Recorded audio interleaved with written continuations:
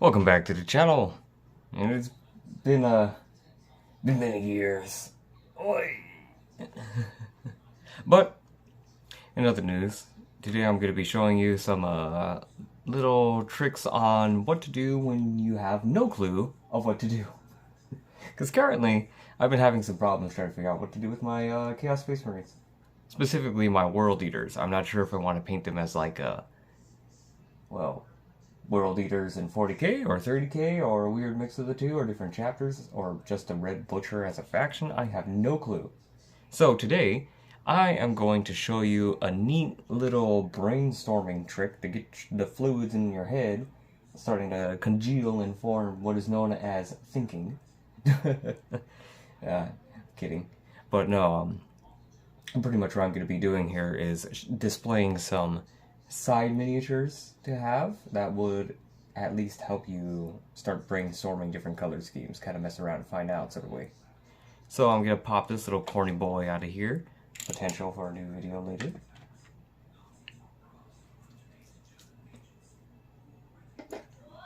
Just slap my little makeshift little sticky tape cap back on. I might need to use a new one because I kind of sprayed it, but you know what, that's okay.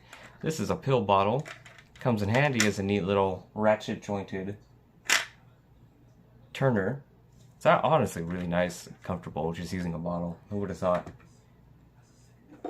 I mean, I like this little thing. Oop, spoiler for a new video.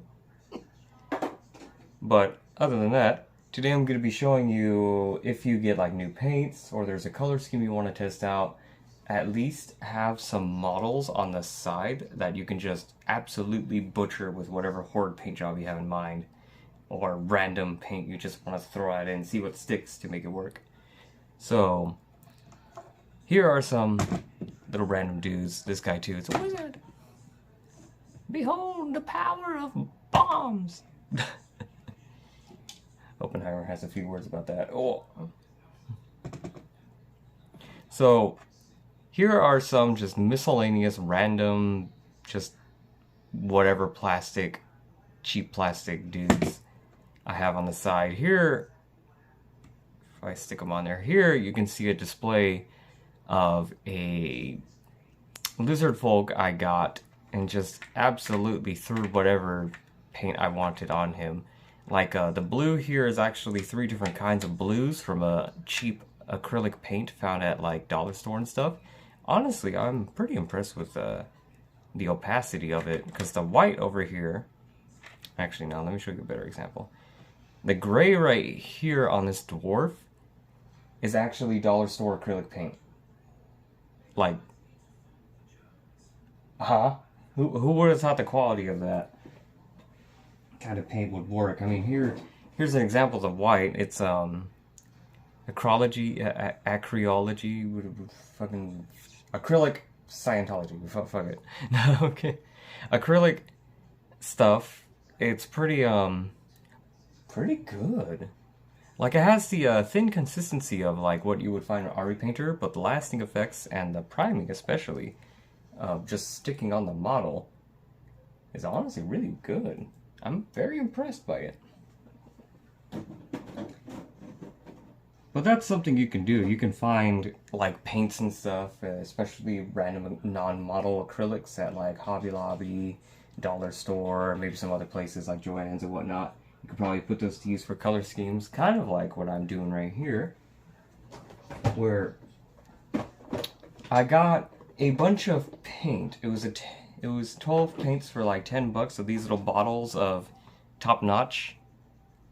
I've used a few of these in basing, specifically, like basing colors. They make fantastic basing mixing colors and other things like that, as well as dry brushing. They dry brush really well. But my question is that, do they work very well as normal paint applications? Being an acrylic with the polymer inside of it, it should stick pretty well to the model, but we're going to take a look at that. So first, I'm going to use this little top-notch paint color, Sea Mist, otherwise known as Sierra Mist. Y'all remember Sierra Mist? I guess it got rebranded to Star? Like what? Weird, eh? But anyway, let's get a little bit of that paint over here. I don't feel like finagling trying to get that plastic off of it right now. I don't really care about it right now. So I'm gonna get a little brush here, wet it with some water, not my spit. I don't know what y'all doing over there with your painting expertise, but I always thought it was kind of weird that y'all would lick your brushes. Don't do that. That is how you die. So, I have some of the mist on my paintbrush. It is pretty, here let me show you. It has a pretty good application, but it is very, very runny. Which is honestly kind of what you want in a paint. You want it to be just runny enough where you apply the first coat. It comes on very smoothly, and then the more you apply after it dries, the results will be much more defined and cleaner. Which is why a lot of people like Vallejo and other things like that. Not too bad. Another good use of a paint scheme, like coloring and trying to figure out how certain paints will apply on certain materials or models, is honestly using, I have a spare one also from the dollar store. It's been really helpful lately with my hobby interests. Is getting one of these essentially paint canvases. This makes a perfect trial test run to see how runny a paint is. I mean, it will absorb the water due to the material on it, but especially if you're using an airbrush, which I have been lately for priming, because can't really go outside to prime because it's too hot. This has been pretty well. So right here I have another light blue color I kind of want to mess around with. It's Cloudless Apple Barrel. Apple Barrel actually works pretty well with paint. I've seen some people use it in model mixings, especially a YouTuber I watch, Eons of Battle. You know, a little shout out to that fella. He's pretty cool. I like him. But with the paint here, same as the other paint that I got on sale at Joann's. However, the consistency of the medium that they use in it to keep the application of the paint pretty thick is pretty good. So like, oh, we're gonna use this here, kind of just do a little Bob Ross, paint a happy little tree, a little happy blue tree. It's gonna be great. Just apply a little bit of paint over here, and it's gonna be pretty nice. And look at that. We have a Chaos Inch monster. Look at that. Look at his little face here. Happy as go be. Little tendril over here, and look. It has a tiny little leg. I'm kidding. I'm kidding. I actually love Bob Ross. He's been pretty... Whoops. Not to mean to shake the table. Fuck. He's been pretty helpful growing up with art. Yeah, sorry about the sidetrack. But anyway, so it applies pretty well. I like the opacity of the color, but let's see the actual application on a true model. And as you can see, wow, that is a very, very nice application of the paint. Thank you, Apple Barrel, for being pretty useful on certain occasions. But yeah,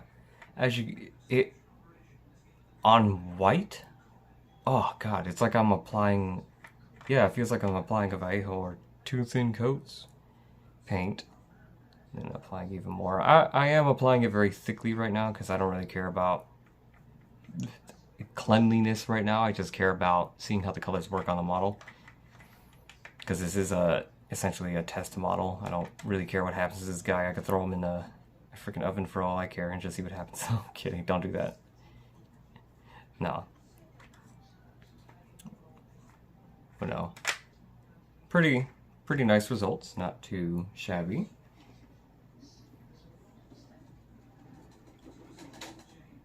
I'm just gonna clean off my brush here before I use the next paint, because there's also another paint I have claimed, but I am highly unsure how the metallic will even work. Let's see if I can find it. Here we are. I also found this top-notch metallic gear. I have no clue how it's going to work on a model. Metallic paints are very hit or miss depending on the brand. They could be too runny, they could be too thick. or they just don't work at all, and they're like a weird sheen aesthetic enhancer. I mean, we don't even know what's gonna go on there, but we'll take a look.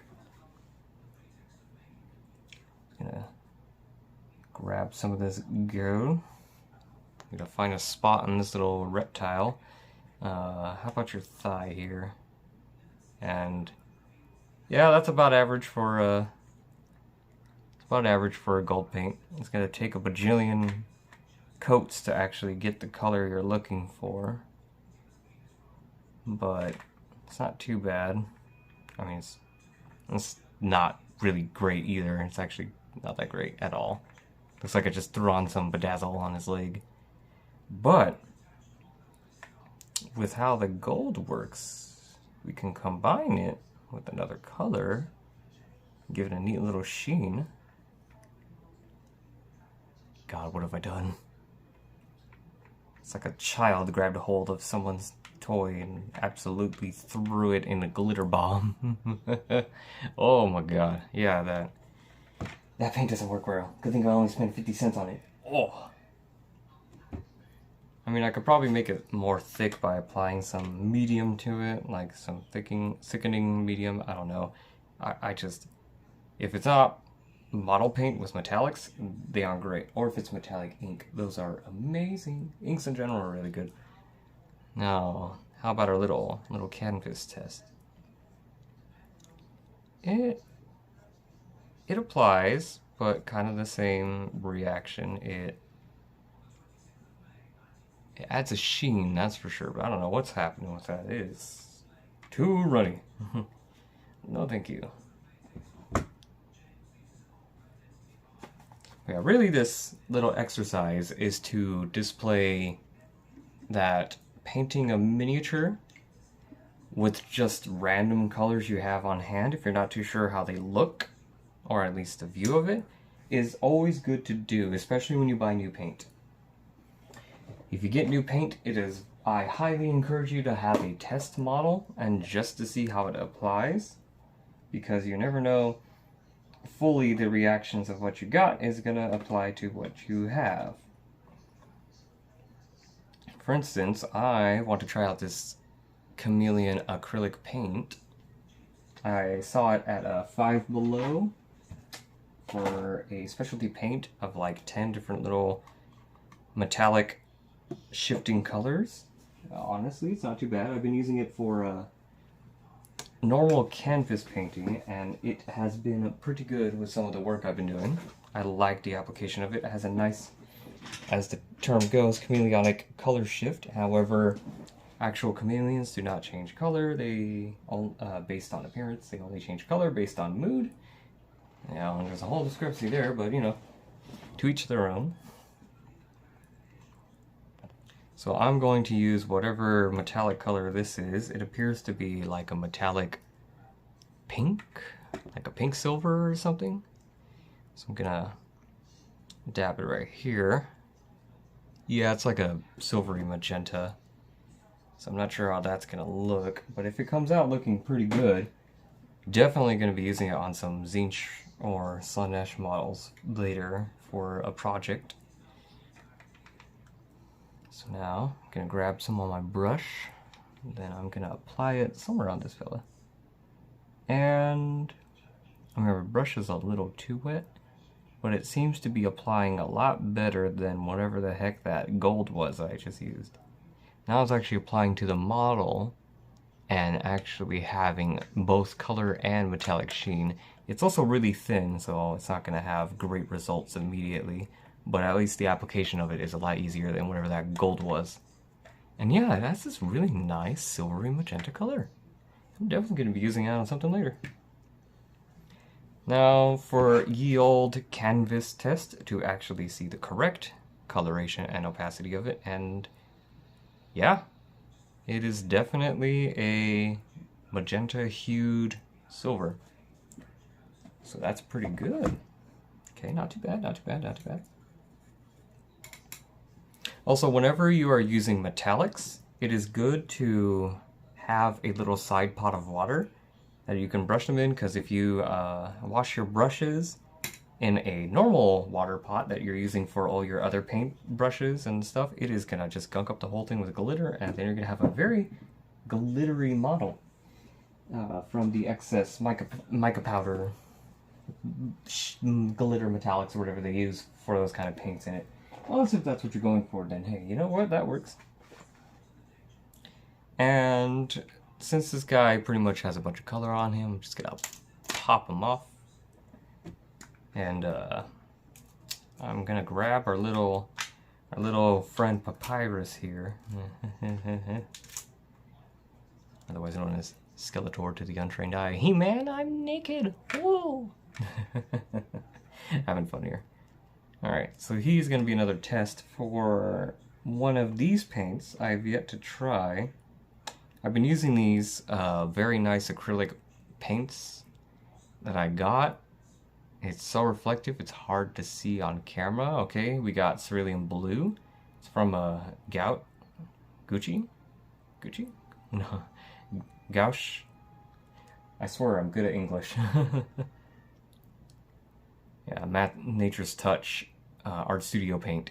I've been using it on all my artwork and canvas paintings and stuff. It is phenomenal with the application. To a model, I'm quite curious to see what effect it has. Because very much like the other two paints in the apple barrels and stuff, they're also really thin, mainly for the material you're using them on. But if anything works out as it will, then we shall see what will happen. Now this video is going to be a little long, but it's more of just a cut and dry, non-edited video because I just want to relax for once. I've been kind of crunching a bunch of things lately and trying to get videos together for you guys. And just adulting in general. It's been a while. Sorry for the wait. So now I got this Cerulean Blue. Get a little bit of that there. Yeah. Then we are going to apply it. And wow, look at that. Alright, so on the model, it applies pretty well.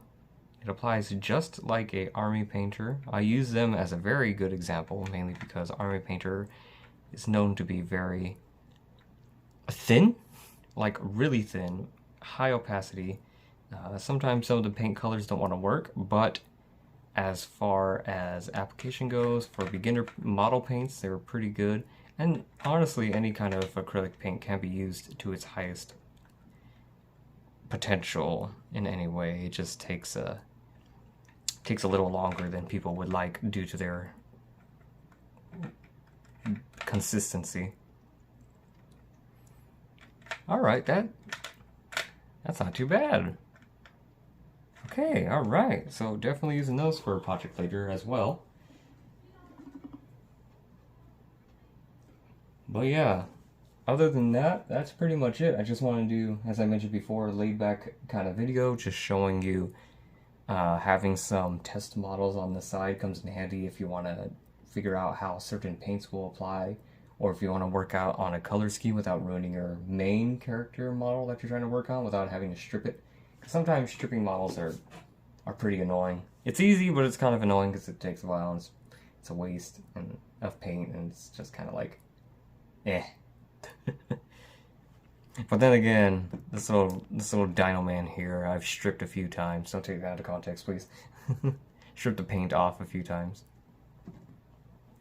But other than that, thanks for stopping by on this kind of just slapped together video. Again, I do apologize, videos are taking a while to actually upload or even produce. I've just been a busy little guy, and time kind of just caught up to me, but hopefully in the future we will be having more interaction on the channel, which I really hope to do, because that is my goal with this channel. I want to be a sort of teacher for you guys and help you expand your knowledge on art in general, as well as some other fun stuff, maybe even some games in the future, who knows. But for my next video, here's a little teaser in the form of a guy we saw at the very beginning. Just this little dude right here. It's gonna be fun painting this guy later. But other than that, thank you very much for watching, and I hope you all have a great day.